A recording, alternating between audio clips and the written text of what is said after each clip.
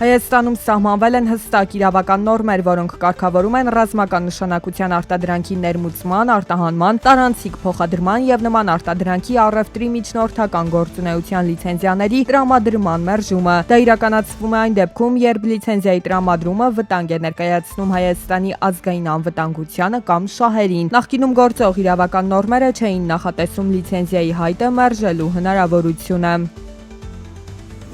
Տարածքային կառավարման եւ ենթակառուցվածքների նախարարությունն առաջարկում է 13 միլիարդ դրամի չափով վերաբաշխում կատարել ընդհանուր 58 կիլոմետր երկարությամբ ճանապարհների նորոգման, հիմնանորոգման, միջին նորոգման համար։ 58 կիլոմետրանոց ճանապարհից միջպետական նշանակության 1 կիլոմետրը, հանրապետական նշանակության 27 կիլոմետրը, մարզային նշանակության 30 կիլոմետրը։ Նախագծումներ արված են նաեւ 3 տրանսպորտային հանգույցներ։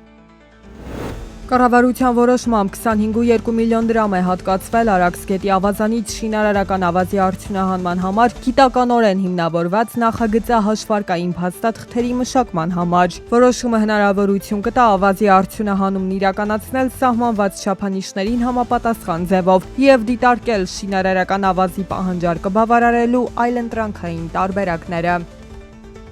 Հայաստանը պաշտոնապես պատրաստվում է հյուրընկալել գինու աշխարհի ամենահեղինակավոր միջազգային մրցույթներից մեկը՝ Concours Mondial de Bruxelles 2026-ը։ Մրցույթի կազմակերպման համար պետական բյուջեից հատկացվել է 684 միլիոն դրամ։ Ակնկալվում է, որ միջոցառման շրջանակում Հայաստան կժամանեն ավելի քան 370 միջազգային փորձագետներ եւ շուրջ 400 պատվիրակներ աշխարհի տարբեր երկրներից։ Սա բացառիկ հնարավորություն է հայկական գինիները միջազգային շուկայում ներկայացնելու եւ երկրի զբոսաշրջային պոտենցիալը բացահայտելու համար։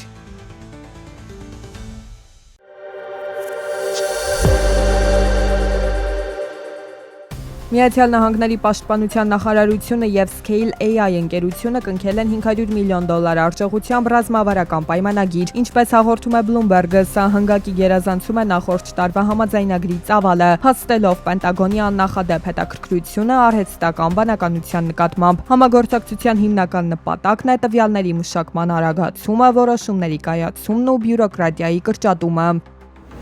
Եվրոպական ավիաընկերությունները պետք է փոխհատուցեն ուղևորներին չեղարկված չվերթների համար։ Այս մասին հայտարարել են Եվրամիությունից։ Վերջին 2 շաբաթում չեղարկվել է ավելի քան 12,000 չվերթ։ Պատճառը ավիավառելիքի պակասն է մատակարարումների խափանումների հետևանքով, ինչը պայմանավորված է Մերձավոր Արևելքում աճող աշխարհաքաղաքական լարվածությամբ։ Միջազգային էներգետիկ գործակալությունն ավելի վաղ զգուշացրել էր, որ Եվրոպան կարող է մոտավորապես 6 շաբաթվա ընթացքում սպառել ավիավառելիքի պաշարները։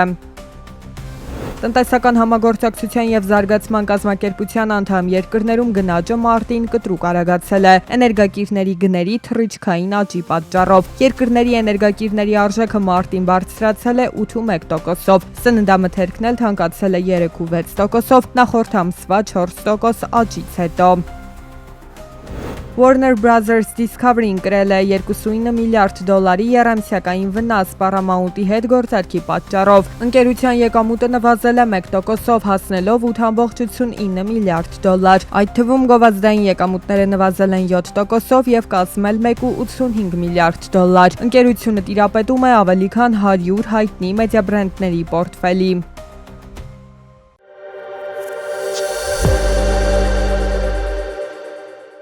Վերջին շրջանում հաճախ է խոսվում տարածաշրջանային հաղորդակցության եւ տնտեսական կապերի վերականգնման անհրաժեշտության մասին։ Այս տեսանկյունից ուշադրության կենտրոնում է Գյումրի-Կարս երկաթուղու վերագործարկման հարցը։ Հայկական եւ թուրքական կողմերը արդեն մի քանի անգամ գնահատել են վերագործարկման տեխնիկական պահանջներն ու պայմանները։ Փորձագետների դիտարկմամբ սա տնտեսության շնչառությունն ավելացնելու միջոց է։ Հետևաբար կա տրանսպորտային միջոցների դիվերսիֆիկացման կամ բազմազանեցման անհրաժեշտություն։ Թեպետ բազմաթիվ անգամներ քննարկումների կենտրոնում է հայտնվել, առայժմ հստակ ժամկետներ չեն նշվում ծրագիրն իրագործելու համար։ Հիմա էլ մենք աշխատանքի ընթացքում տեխնիկական խնդիրներ ենք հայտնաբերում, որոնց մասին օրինակ մի ամիս առաջ չգիտենք, 2 ամիս առաջ չգիտենք եւ այդպես շարունակ, որովհետեւ չենք զբաղվել 40 եւ ավելի տարիներ, չէ 40 մոտ 40 տարի չենք զբաղվել պատշաճ այդ ենթակառուցվածքով։ Պետք է հիմա գնահատենք կարիքներ եւ անցնենք գործի։ Հայաստանն ընթանում է եվրոպական մի շարք ստանդարտներին համապատասխանելու ուղիով։ Դրանցից մեկն էլ միկրոբիզնեսի շեմի բարձրացումն է։ Ներկայում միկրոբիզնեսի տարեկան շեմ համարվում է 24 միլիոն դրամը, սակայն գնաճային գործոններն ազդել են այս թվի վրա։ Կառավարության ղեկավարի խոսքով շեմը առնվազն կկրկնապատկվի հասնելով շուրջ 50 միլիոն դրամ։ Վերանայումների կարիք կա նաև շրջանառության եւ ավելացված արժեքի հարկի ոլորտներում։ Շրջանառության հարկի համակարգն էլ, այո, ես կարծում եմ, որ ինքը չի նպաստում բիզնեսի խոշորացմանը եւ բիզնեսի հաջողությանը եւ ավելին, այդ թվում գյուղատնտեսության ոլորտում մենք ավելացված արժեքի հարկի հետ կապված խնդիրներ ունենք, որ գործող հարկային համակարգի եւ շրջանառության հարկի եւ ավելացված արժեքի հարկի համակարգի պարագայում մենք չենք կարողանում ապահովել, որպեսզի մթերքը գյուղից ուղիղ մտնի խանութ, ուղիղ մտնի սուպերմարկետ։ Ըստ Փաշինյանի լուծումը հետևյալն է. շրջանառության հարկի համակարգի փոխարեն պետք է աշխատել ավելացված արժեքի հարկով։ Միաժամանակ պետք է գործի տարբերակված ավելացված արժեքի հարկ։ Ավելացված արժեքի հարկը գյուղմթերքի պարագայում լինի 0, որպեսզի նախ մի կողմից դա հնարավոր լինի, որ մարդիկ բերեն եւ վաճառեն, այսինքն ոչ թե վաճառեն, այլ մատակարարեն ռեստորաններին, ցանցերին եւ այլն եւ այդպես շարունակ, եւ մենք ուրիշ համակարգեր էլ կմտածենք, որպեսզի հարկային բեռը էականորեն եւ ընդհանրապես չավելանա, այլ ավելանա ոչ ստվերային տնտեսությունը եւ հարկային վճարումները ավելանան ստվերի կրճատման հաշվին, բայց դա իր հերթին կնշանակի, որ մարդկանց եկամուտներն էլ են ավելանում։ Հարկային քաղաքականության շեշտադրումը տեղափոխվում է արտոնյալ համակարգերից դեպի առավել թափանցիկ եւ ինստիտուցիոնալ դաշտ։ Միկրոբիզնեսի շեմի կրկնապատկումը եւ ավելացված արժեքի հարկի զրոյական դրույքաչափի կիրառումը գյուղմթերքի շրջանառության մեջ ոչ միայն սոցիալական քայլ են գնաճի պայմաններում, այլև ռազմավարական գործիք ստվերի դեմ պայքարում։ Փոխարինելով շրջանառության հարկը ավելացված արժեքի հարկով փորձ է արվում վերացնել բիզնեսի խոշորացմանը խոչընդոտող արհեստական պատնեշները, ստեղծելով մի միջավայր, որտեղ հարկային կարգապահությունը դառնում է տնտեսական աճի եւ եկամուտների օրինական ավելացման հիմնական երաշխիքը։